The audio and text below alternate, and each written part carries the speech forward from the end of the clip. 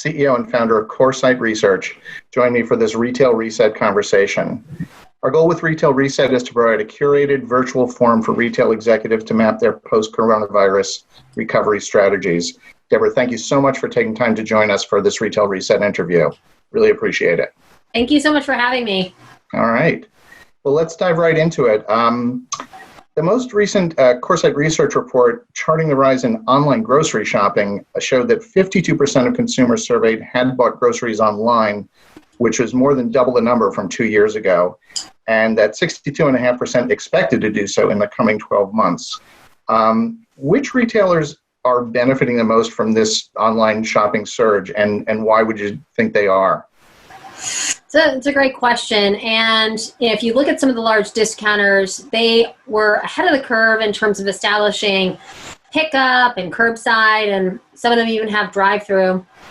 And I think that what we've seen is those who are able to, create this seamless, frictionless experience for the customer, those are the ones that are winning. And I think that there's so much stress on the consumer right now that they are visiting, number one, those companies whom they know, those companies who are making it easy, and also in some cases, those who are selling more than just groceries, so they can get, kind of this whole idea of one-stop shop. So we've definitely seen the discounters and the clubs as key beneficiaries, and obviously some of the large grocers as well. And so I think some of the challenge has been around staying in stock, as we know.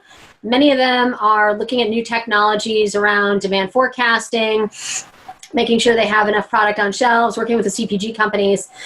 And I think that we're going to see, right, this, a lot of people have talked about this idea of leapfrog, but a significant amount of innovation in the grocery space, which isn't necessarily what we've seen historically. Got it. The report also indicated that shoppers were buying from an average of 2.3 retailers compared to 1.8 the previous year. And I think your note in it said it seems to indicate many consumers have not yet found a regular favorite. What would you say are some useful strategies for retailers to gain market share during this immediate time and also retain customer loyalty in a longer term? Well, it goes back to what's very interesting, right, is that, if you look at the grocery sector, it's about 1.1 trillion. Half of that has been food at home and half of that has been food away from home.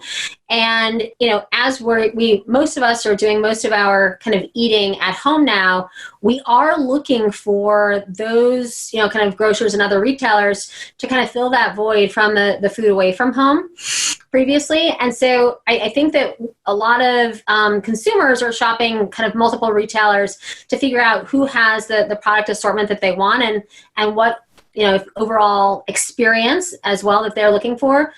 But I do think, and this is incredibly important on this question, many retailers cut their marketing budgets the minute that COVID hit to try and, reduce expenses. But I think if anything, it's more important to be communicating with your customers, trying to create communities, and think about it a new way to interact with them. And if that's bringing on some of your partners, whether those are tech partners or kind of vendors to drive this community, I think that makes it even bigger and better. And I think that the future of marketing will be different. Hopefully we'll have more live streaming, kind of more interaction between the customer and the retailer. And some of the things that we've seen from the East are this idea of like these KOCs, these key opinion customers, not just KOLs who are influencers. And so customers who can also talk on your behalf, but, it's authentic and, because they want to. And hopefully we'll start to see, kind of more of that arise as, consumers are looking for the voice in terms of how to shop and where to shop. And I believe that'll be some of this kind of new world of retail. Okay. Well, and the other point that I saw sounded interesting was that these online consumers seem to be buying in more categories than they had previously. And I'm wondering if those are some of the higher margins. They always said your grocery store draws people in, but your perimeter departments, floral and butcher shop, et cetera, are the ones where you make your margin. Does that bode well for the profitability of these online grocers? I mean, are they going to be able to make a go of this in terms of their business model? I think that online has inherent costs. And if you're not charging for delivery, or if you're charging a very low amount that doesn't cover your cost, certainly it's a volume game, but at a certain level, you need to focus on covering your cost of delivery. I do think that they are, expanding their product assortments because that's what people need. And I think that there's also an opportunity to, kind of increase basket size and also increase frequency of visit. Right now, a lot of people are dating, they're trying this online grocer and this online grocer. Many people still haven't gotten married yet. Like you said, they're shopping many different retailers. So I think there's an opportunity right now to win the hearts and minds of consumers. But there is, and also too, I think I agree with you, this higher margin products, I think that's absolutely, and private label, right? I mean, we've seen a proliferation of private label, and I think the consumers are much more aware of, the high quality of private label, and sometimes better than even premium brands. And there's also this opportunity, once again, talking about retailers reaching out and building these communities and relationships with the customers, talking more about, private label, what they have, how it's differentiated. These are messages that consumers want to hear. And I think, right now, a lot of what we're buying, the majority of our budgets are food. So we're focusing more on that than we ever have. And we want, and this is what I keep telling retailers, we want those messages, We want that marketing. And, we want to know what's new and what's interesting, If you've got a red Oreo cookie, and a mashup, we want to know that. So those are some of the opportunities I think that we have. And I think that, we'll continue to see changes in terms of how online grocers develop relationships with online consumers. Well, let's take a kind of a step back and look at some of the general consumer attitudes. Your April 29th survey indicates that U.S. consumers seem to be growing more, not less, concerned about the length and severity of the pandemic than they had been. It said that 73% expect to avoid public places and change their travel arrangements after the lockdowns end, which is up from 2/3 of the respondents the week before. What kinds of factors do you think are contributing to this, and what are some of the implications for retailers as they make and implement their own recovery? I think some of these factors are, what we're seeing in the media, and I think that that's continuing to drive concern from the consumers. Also, I think it's fantastic, and what's interesting from a retailer perspective, you talk to them, they're actually much more optimistic because the country is opening up faster than they expected, and they're looking at that as a positive. And you've got Macy's saying they'll have all their kind of stores open by mid-June, and Jeff Kennett is definitely kind of a leader in terms of thought processes and procedures and wanting to keep consumers safe as well. I do think that we are seeing some concerns around, and I think since, we are 50 United States, and each state has its, kind of own infrastructure and set of kind of rules and regulations. It's also, I think, very confusing for the consumer right now in terms of what they should do or what they shouldn't do. And so I think it's no surprise that this number has continued to tick up. In terms of implications for retailers, the NRF actually came out with a very diligent and detailed checklist in terms of what retailers should think about as they kind of get ready to open for business. And, we've walked through with many retailers what, kind of how to think about that list. But some of the questions, if you think about what ultimately drives your kind of trip to a mall or your trip to a particular retailer, oftentimes, and actually maybe it's a survey we should do, but, kind of my, going back, it's always been dressing room, relationship with the sales associate, kind of in-store experience, discovery. And if, depending on the retailer, some of them have talked about, kind of not allowing access to the dressing room for challenges over disinfecting, sanitizing, et cetera. And then, there's a lot of challenges around store ops, Are you as the retailer going to temp sense everyone as they walk in the door? Should you be providing masks? So there's a lot that's on the minds of retailers. And I think those are some of the implications for their own recovery plans is they want to make sure the consumer feels safe in their stores, and what they need to do to get there is probably different by consumer, demographic, psychographic. And, those are some of the challenges. And I actually think that retailers working together to think about this will really speed up the recovery. And we are already seeing, landlords and retailers work together in unprecedented ways, which I think is a huge, a huge move forward from what we've seen in the past. So, Deborah, do you think part of the reason is that people are afraid about a recurrence of the virus itself when the weather turns colder? And if that's indeed the case, are there things that retailers, lessons they can take from their initial response to a potential second response or a response to a recurrence of the outbreak?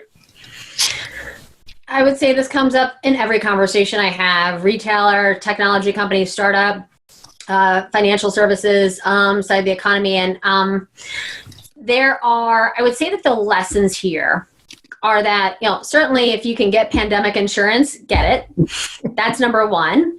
And number two, make sure you're investing every incremental dollar into e-commerce, right? Because I think that, this idea of a seamless experience is so incredibly important to the consumer.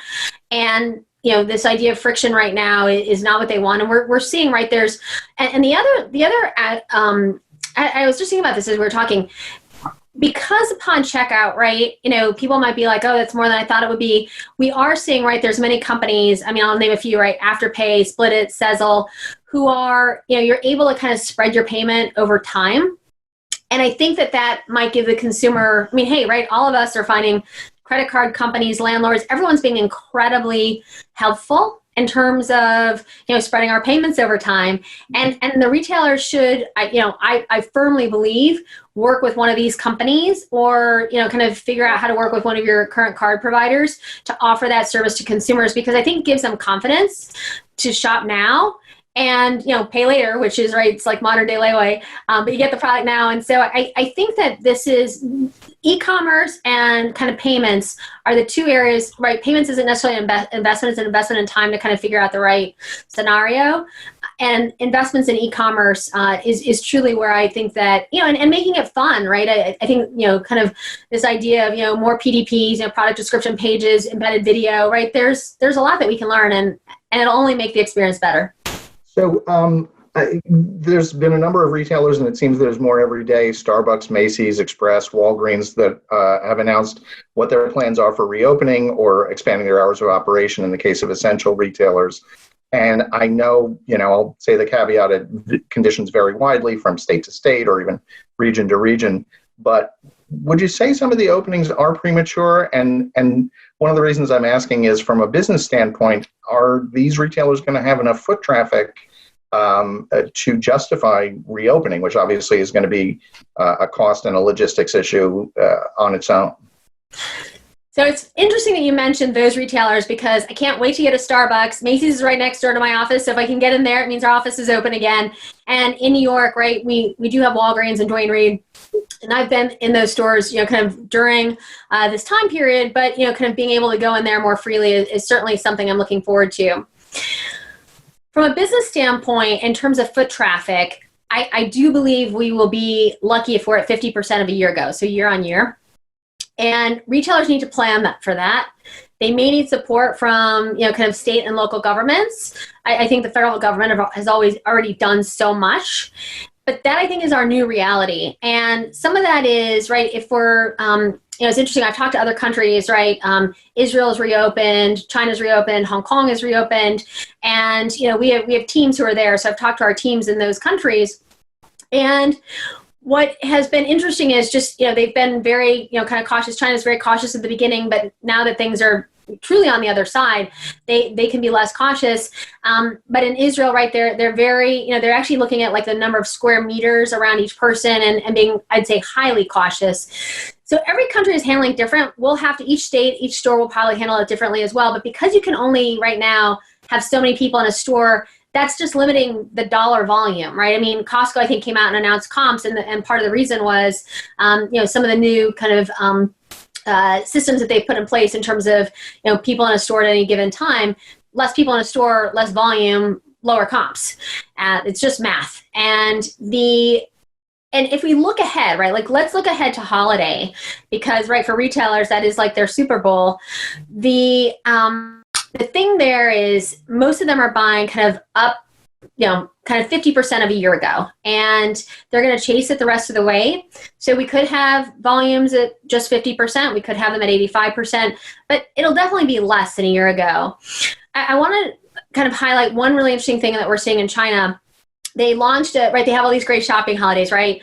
March 8th is International Women's Day. 6/18 is the JD shopping holiday. 11/11 is the big kind of Alibaba shopping holiday.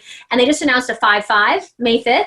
And, we're waiting to get the results from that. But this idea of, right, we need to create more holidays, right? First of all, it's a great reason to kind of reach out to our friends, send our friends gifts, but interaction, but also to drive commerce. So I've begged, pleaded, cried with, in different board meetings. I think this is critical to the success of the future of retail in America. And maybe this will kind of give us an opportunity to do that, because not everything right now can be done in store. Not everything can be done online. We'll have to figure out kind of the right, kind of balance between the two. But if you give somebody the reason to shop, right, if you give them a festival, I think we'll get the traffic there, and I think we'll come out much stronger on the other side.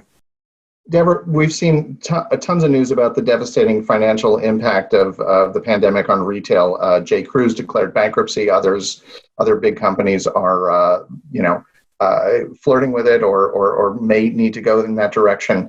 I'm wondering how widespread do you think the damage is going to be, and are there companies or verticals or categories that you think are going to will be best positioned to survive and come out at the end of this, if not whole, then at least with less damage? So we've obviously seen a lot of announcements that are less positive, and I think it's important, right? I mean, if you think about post 9/11, right? Giuliani was like, go out and shop, and it was such a positive message, and obviously it was a different environment. But I do think that we need this message to be driven home, and maybe it's like International Council of Shopping Centers or NRF. However, these industry associations work together with once again, federal, state, local, to kind of drive this message. I mean, 2/3 of GDP is the consumer. And if we don't have the consumer, I don't even want to go down that black hole, because, certainly, I've stayed up late at night sometimes, like worrying myself sick and not able to sleep, because there could be two ways that we come out of this. I mean, we've seen China come out of this. I mean, it's basically unscathed. But we have a really interesting diagram, which I'll share with you, and it shows, right, week 4 they were already open, right? The stores were opening, and within 10 weeks 90% were open. We're 10 weeks in basically, and we're just beginning to open. And those malls who are open, we're hearing that only 15 to 20% of retailers have opened their doors. And the reason is because if they open, they feel that they're on the hook for rent. They don't open, the landlords have been very gracious, then they're not on the hook for rent. But if you are, right, if you have, let's say, kind of less than 50% of your volume, it's going to be challenging to justify being open. So I think that, we're seeing strength in like the beauty industry, athleisure. I think that, it's interesting. We had written a report, my goodness, years ago about the reverse specialty cycle, right? We were seeing, kind of the consumer go back to, right, kind of mass merchants, because it was this idea of one-stop shop. I do feel right now that brands really matter, like unlike any time like I've seen it. And I think these idea of kind of vertically integrated brands is where we'll see the strength.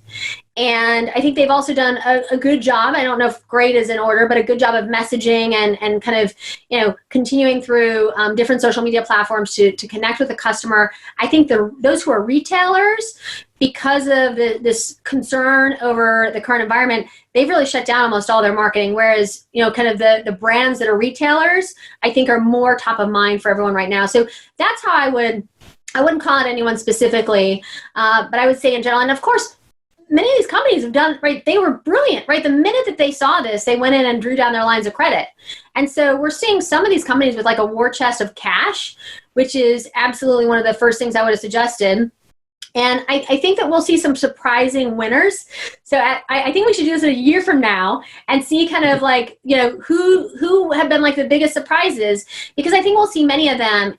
What I ultimately, and the other thing is we've been talking to a lot of private equity firms, they're just sitting there on the ledge waiting to kind of jump in when some of these companies are in trouble, but they are incredibly interested in retail right now. So I think that, some of these, kind of scary numbers we've seen around store closures, et cetera. I mean, I definitely think that it will be significant, but it might be kind of less significant than we think, because there's still there's a lot of interest in terms of retail. And just to throw a number out there, we had originally said, and this was March 1st, we expected 15,000 store closures permanent for 2020. I would say that number is probably almost double now. And so that is, and our original number is 8,000. So we doubled that March 1st. We're doubling it almost 2 months later. And because we've seen, I would say, very early indications of some challenges financially for retailers, we've already seen retailers announce permanent store closures. And from talking to retailers who said they're just not even going to open their stores, they'll have dark stores. I don't know if that really counts as a store being open. And they're going to ship from, so for those of you who don't know a dark store, right, it's a store that is just used as like a forward pick location, but we are seeing more and more of that, and that is a way to, at least utilize that space, but it's not a store that's like open for business. So I wanted to ask, in terms of how both the business and the mainstream media have been covering COVID-19, are there stories or angles that you think have not gotten the coverage that they deserve? Are there metrics or milestones that we should be looking at to understand more about where the retail industry is and where it's going? I do think that the media hasn't necessarily picked up on how much a lot of these big tech companies are stepping in to support the retailers.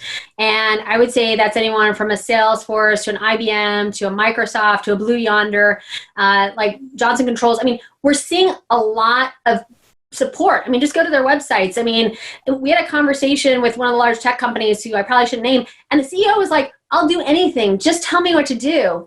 And I've never heard that. And so I got to tell you, that like warms my heart and my whole body. I feel very positive because, right, the tech companies need the retailers to survive for many reasons. And so I think we are seeing a lot of, a lot of unusual partners step up, and we are seeing a lot more partnership. And it's interesting. I've been posting, and look on my LinkedIn every day, right? These great mashups that we're seeing out of China.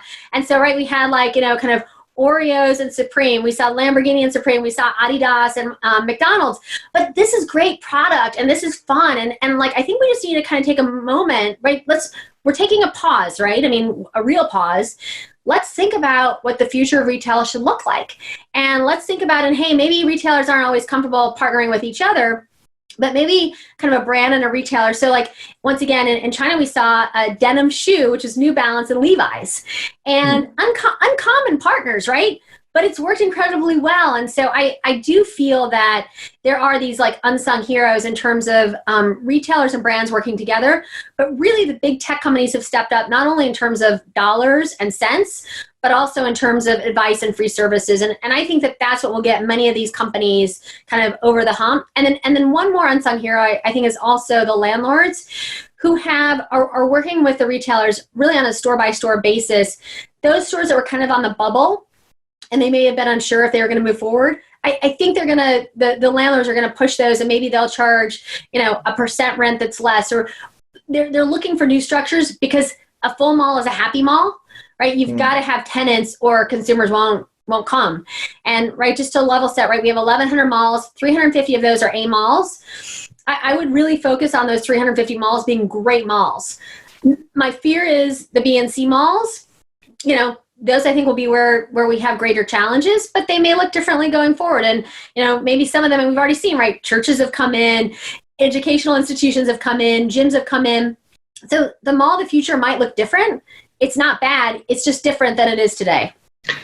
So I'm going to end it by kind of opening it up to you with what your strategic recommendations would be for retail executives. If I know you're already talking to a lot of them, but if you were talking to one now, what kinds of things would you be talking to them about or recommending that they do to establish and implement a recovery game plan? I think it's critical to look at the stages. And, every retailer is probably looking at this a little bit differently. We believe we've had shock, right? And we're kind of through the shock. We're in like realization, right? What should we do and how should we do it? And then recovery. And recovery might be, kind of farther off than we think. But as we're in this realization mode, we need to think about how we prioritize our expenses and our people. And I think that over communicating is incredibly important, so that, your employees feel that they know what's happening and when, and they're not surprised. I also think that marketing, I can't overstate it enough. I think the messages that you send, the frequency, it's absolutely critical. And finding new venues for marketing, I think is fantastic, but don't go quiet, because I think that's not, if your brand falls out of, kind of mind share with consumers, somebody else will kind of step right in. Third, I would use this time to think about these collaborations, these unusual partnerships, right? You should reach out, right? Don't wait for somebody to come to you, because you may be able to build a great relationship, or, ultimately, who knows kind of how that collaboration moves going forward. But great product, great partnerships. And then lastly, I think that, your employees, your customers want to know that you're giving back, even if you're in a challenging situation. And I think that's incredibly important. And I'm going to toot my own horn for 1 minute. We started back in early March. We spun up a 501c3 called Retailers United. And the idea was originally to get medical grade equipment from those who had it to those who needed it. And we have a platform that we built, and it's worked very well. But now that we're seeing retail reopen, we want to be there for retailers. So we're working with many, designers who, have 10 sewers, or, who are, truly small designers, to help them create product and to get it into the hands of the large retailers so that they can reopen and that they have PPE for their staff and for their customers. And I want to thank all the technology companies, all the service providers, and the retailers who stepped in to help us, because this will make a big difference. Ultimately, we're going to save jobs and save lives, but saving the jobs of those smaller businesses, I think is really critical. So step up, support us. But also, if you're a retailer, tell your employees, tell your customers what you're doing, because they'll want to step up and support you as well. Great. And that was Retailers United. Does it have a website that people can visit? Yeah, retailersunited.org. Retailersunited.org. Fantastic. Well, Deborah, it's always a pleasure to speak with you, and I really appreciate your taking the time to talk to us for Retail Reset. And I want to thank the viewers as well. So everybody, please stay safe, and thanks for your attention. Thank you.